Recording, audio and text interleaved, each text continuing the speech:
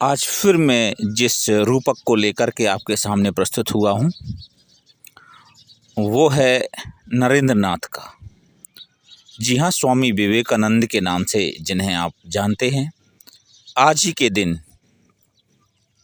अर्थात 12 जनवरी 1863 में कोलकाता में आपका जन्म हुआ था, जिन्होंने 25 साल की उम्र में सांसारिक मोह माया का त्याग कर दिया था और संन्यास ग्रहण कर लिया था। उसके बाद नरेंद्र नाथ जो हैं विवेकानंद के नाम से जाने जाने लगे। विवेकानंद की माँ धार्मिक महिला थीं, जिनका विवेकानंद पर गहरा प्रभाव पड़ा। उनका हिंदू धर्म और अध्यात्म से बहुत गहरा लगाव था। छोटी सी उम्र में ईश्वर की खोज पर निकले विवेकानंद की रामकृष्ण परमहंस से मुलाकात हुई तो उन्हें ईश्वर का ज्ञान हुआ। विवेकानंद विख्यात और प्रभावशाली आध्यात्मिक गुरु बन गए। हम सब के लिए एक ऐतिहासिक पुरुष बन गए। उन्हें अमेरिका के शिकागो में आयोजित विश्व धर्म संसद में बुलाया गया, जहां उन्होंने ऐतिहासिक भाषण दिया। करोड़ों लोग उन्हें अपना आदर्श मानने लगे और आज भी उनके विचारों का अनुसरण करते हैं। स्वामी विवेकानंद के विचारों को आत्मसात करके सुखी और सफल जीवन व्यतीत किया जा सकता है। तो आज के इस रूपक में जो मैं ख़ास बात करने जा रहा हूँ वो ये है कि स्वामी विवेकानंद को ये आभास हो चुका था, ये उन्हें भान हो गया था कि अब उन्हें इस दुनिया को छोड़ना है। और ऐसी स्थिति में उन्होंने जो है ऐसे निर्णय लिए, ऐसी अपनी कार्य प्रणाली तैयार करी, ऐसा उन्होंने जो है अपना मनोयोग तैयार किया कि वो अमर हो गए। इस वीडियो के माध्यम से आप बने रहिए। वीडियो लंबा ज़रूर होगा, पर आपके लिए जिस तारतम्य से जिस कथानक को मैं आपके सामने रखने जा रहा हूँ वो इतना स्पेशल है, इतना ख़ास है कि आप उसे बिना सुने या अधूरा सुने बहुत नुकसान में रहेंगे। क्योंकि जीवन में एक ऐसा मार्गदर्शन होना ज़रूरी है जो हमको सहज ही मिल जाता है। और स्वामी विवेकानंद को, यदि आपको जीवन जीना सीखना है तो आप स्वामी विवेकानंद को ज़रूर पढ़िए, सुनिए, देखिए, जो भी है ये ज़रूर आप कर लीजिए। तो आज जिस विषय पर मैं बात कर रहा हूँ उनकी, ये बहुत कम लोगों को पता है कि स्वामी विवेकानंद जो हैं पहले उनने जब शरीर अपना त्याग किया है वो अपनी मृत्यु से पहले एलटी कॉलेज परिसर के गोपाल लाल विला में प्रवास किया था। ये तथ्य बहुत गुमनामी में है, तो इस रूपक के माध्यम से मैं आपके सामने प्रस्तुत कर रहा हूँ। तो स्वामी विवेकानंद जो है गोपाल लाल विला में प्रवास में थे और यहाँ स्वामी विवेकानंद ने अपने प्रवास के दौरान 7 पत्र लिखे थे। इन पत्रों में कई हैरान कर देने वाली बातों का जिक्र है। वही इतिहास में उनके भाषण, वाद विवाद और कई रोचक कहानियाँ दर्ज हो गई हैं, जिनके बारे में जान कर आप स्वामी विवेकानंद की महानता और उनके गुणों को आप अपनाना चाहेंगे। चलिए जानते हैं स्वामी विवेकानंद से जुड़ी कुछ रोचक बातें, कुछ रोचक तथ्य। उन्हें मैं पहले भी कह चुका हूँ कि उन्हें मृत्यु का आभास हो चुका था। अपने पत्र में स्वामी विवेकानंद ने हैरान करने वाले सच का जिक्र किया है कि जब वह काशी में थे तो उन्होंने ये आभास कर लिया था कि अब उनकी मृत्यु होने वाली है। वह अपने जीवन काल में 5 बार काशी गए थे, लेकिन अपनी मृत्यु का आभास होने के बाद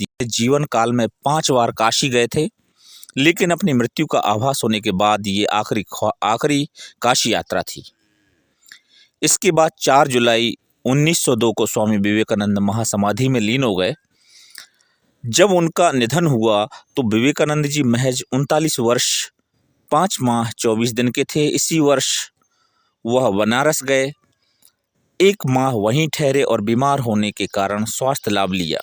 इस दौरान स्वामी विवेकानंद ने जो निर्णय लिया वह भारत के इतिहास में एक महत्वपूर्ण घटना के तौर पर दर्ज हो गई और वो युग पुरुष बन गए। मृत्यु से पहले शिकागो जाने का निर्णय लिया। जब लोग बाग बीमार होते हैं या उन्हें शारीरिक अशक्तता होती है, ऐसे में आदमी सोचता है कि हम घर पे रहें, घर पर अपना स्वास्थ्य लाभ लें और पुनर्वासन करते हैं घर में। लेकिन ये विवेकानंद ही थे। ऐसे विरले लोग होते हैं जो निर्णय ठोस ले लेते हैं अपने जीवन में और वो मील का पत्थर साबित हो जाते हैं। तो ऐसा ही स्वामी जी ने किया और काशी में भ्रमण के दौरान ही उन्होंने शिकागो जाने का निर्णय लिया, जहां धर्म संसद में उनका भाषण एक ऐतिहासिक घटना बन गई और स्वामी विवेकानंद जो है भारत के नहीं बल्कि पूरे विश्व के युग पुरुष बन गए। वहीं उन्होंने प्रतिज्ञा की कि वह मंत्र या साधयामी यानी आदर्श की उपलब्धि करेंगे। अगर ऐसा नहीं कर सके तो देह का ही नाश कर देंगे।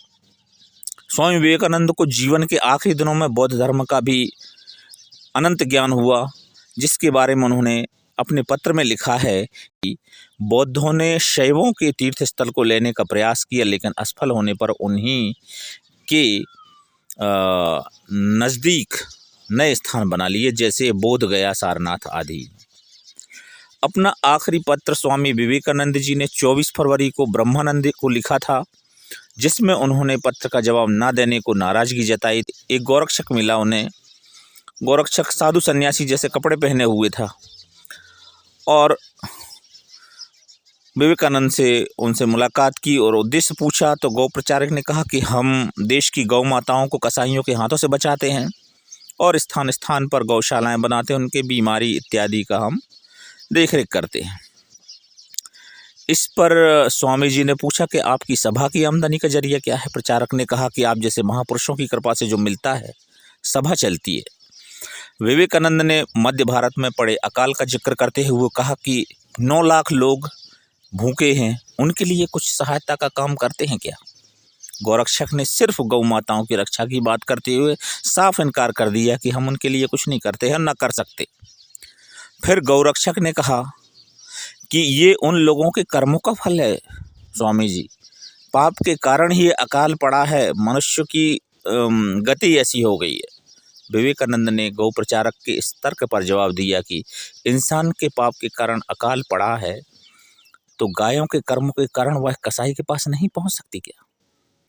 उन्होंने आगे कहा कि जो सभा समिति इंसानों से सहानुभूति नहीं रखती, भाइयों को भूखा मरते देख एक मुट्ठी अनाज तक नहीं दे सकती, लेकिन पशु पक्षियों के लिए बड़े पैमाने पर अन्न वितरण करती है, उस सभा समिति के साथ में जरा सी भी मैं सहानुभूति नहीं रखता। मैं आपको बता दूं कि व्यक्तिनिष्ठता और अद्वैत के बारे में जो उनका दर्शन था वो विश्व में किसी व्यक्ति के पास नहीं है। स्वामी विवेकानंद समाज सुधारक तो थे ही, साथ में हिंदुओं के गौरव को बढ़ाने वाले भी थे। पर इसके अलावा आपने जो है अपने दर्शन में सभी धर्मों को समभाव से देखा है और सभी धर्मों से प्रेम करने की जो शिक्षा दी है वो अविस्मरणीय है।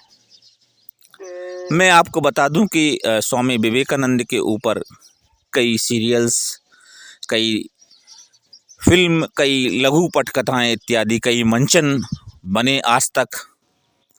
एक उदाहरण मेरा भी है। मैंने 93 उनके जो जन्म दिवस पर जो है एक कार्यक्रम प्रस्तुत किया था नरसिंहपुर में। उस समय मुझे जो है भजन प्रतियोगिता में प्रथम स्थान मिला था और मुझे ये गौरवपूर्ण लग रहा है कि आज मैं आपको शेयर कर रहा हूँ।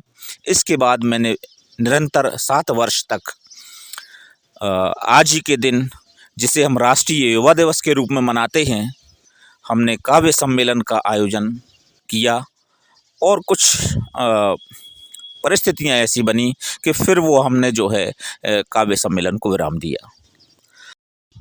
परम युवा और अमरत्व को प्राप्त करने वाले स्वामी विवेकानंद जी के लिए जो कुछ एक पुरानी स्मृतियां हैं, कुछ एक ऐसे वीडियोस हैं जिनकी क्लिप्स अब आप देखेंगे।